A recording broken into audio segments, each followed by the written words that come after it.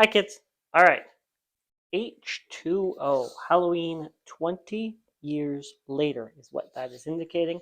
I don't know how it's supposed to indicate that Michael Myers is in this one. If Michael Myers is not in the title, how are you supposed to know? And Laurie's back. Why didn't they make the title Halloween? Laurie and Michael are back. Don't worry. I don't know. Following the lukewarm response to Halloween 6, the studio and the producers kind of reevaluated how they wanted to proceed with this franchise because every time they seem to gain some steam um, in the box office, the next one falls down a bit. None of them have reached the heights of the original. Surprise, surprise.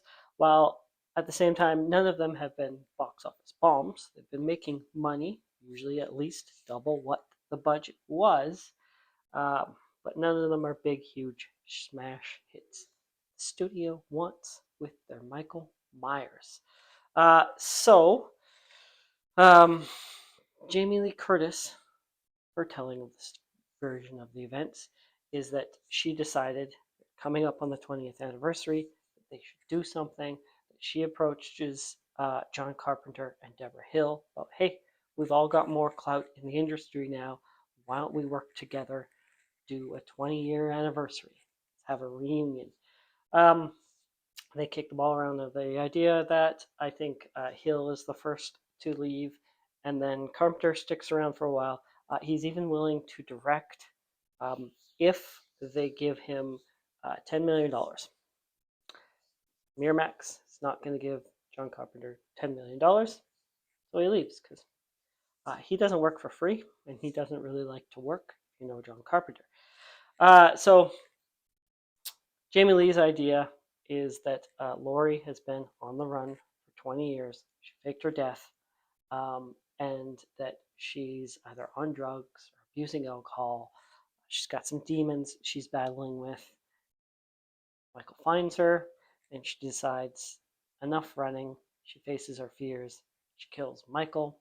She talks about she had an idea for she's a headmistress at a school, and that they could film it at the Hollywood high school that they used to film It's a Wonderful Life. It's a Wonderful Life. They have the dance scene, gymnasium, and that's a real gymnasium where um, the floor opens up and then there's a pool underneath. Her idea was she traps Michael in that. It opens, it closes, cuts his head off. That's what Jamie Lee Curtis says. Anyways, there's a problem with that though. There's a contract in the Halloween films stipulation: Michael Myers cannot be killed. Can't kill Michael. So that creates an obstacle. We find a solution for that, and we can discuss the solution in the next film. Um, also, this is the Halloween that comes out post Scream. It is also owned property now by Miramax, just like Scream, well, Dimension, but it's owned by Miramax. So Kevin Williamson, big Halloween fan, you can't tell by the Scream films, is an executive producer on this film. Does some uncredited rewrites on it. There's definitely that Scream comedy to the film. But then again, at this point now, in horror films, all horror films are trying to copy Scream with that horror comedy element.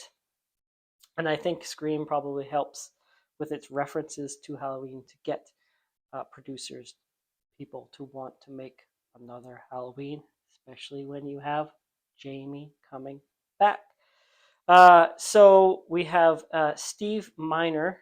He is hired to direct, not a newcomer to horror, but this is now the 7th Halloween film with its 7th director.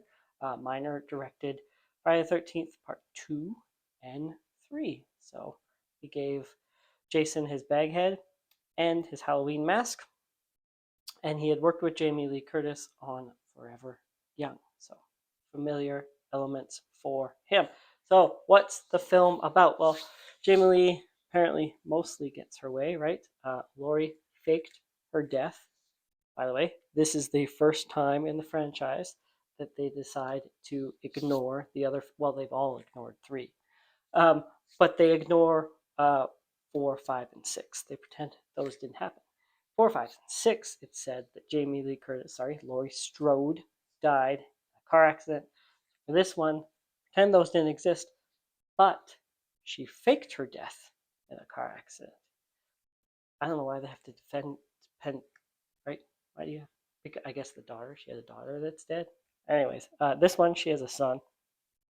He's 17, same age Laurie was in the original.